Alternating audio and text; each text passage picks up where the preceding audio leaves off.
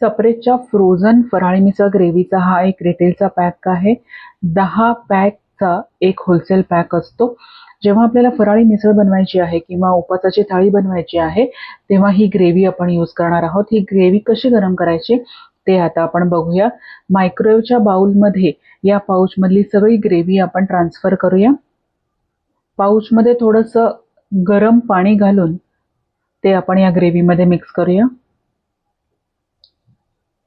आणि आता याला 2 मिनिटांसाठी मायक्रोवेव्ह करूया.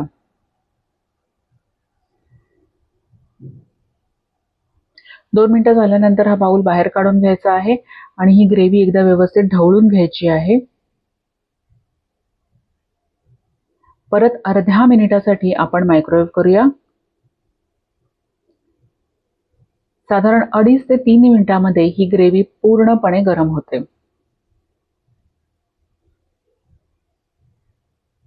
ही बघा, ही पूर्ण रेडी झालेली आहे. आपला फराळी मिसळ आता पॅक कशी करायची ते आपण बघूया. फराळी मिसळ पॅक करण्यासाठी 180 ग्रॅम आपण फराळी मिसळ ग्रेव्ही घेणार आहोत.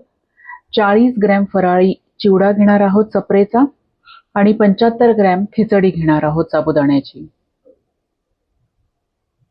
साबुदाण्याची खिचडी सर्वप्रथम आपण या पेपर बाउलमध्ये भरायची आहे.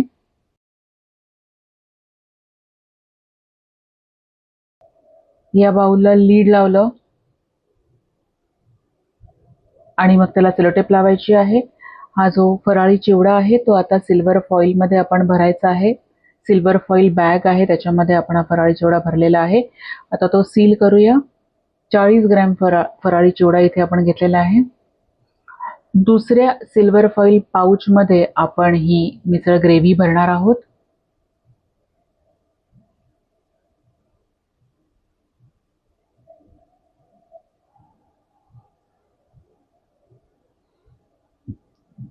ते पण सील करून घ्यायचं आहे आणि स्मॉल टेकअवे बॅगमध्ये आपण हा खिचडीचा बाउल, फराळी चिवड्याचा फॉइल पाऊच आणि मिसळचा पाऊच, 1 चमचा आणि 1 टिश्यू पेपर असं भरून हा फोल्ड करून बॅग आपण त्याला सेलोटेप लावायची आहे.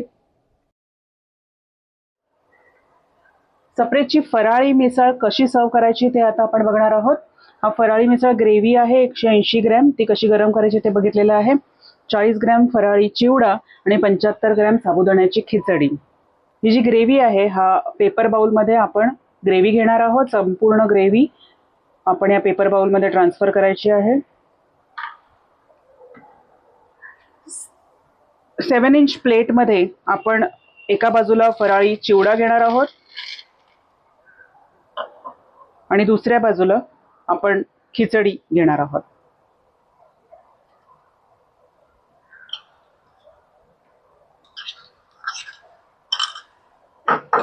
एक चमचा आणि 1 टिश्यू पेपर अशा पद्धतीने फराळी मिसळ सर्विंगसाठी रेडी आहे.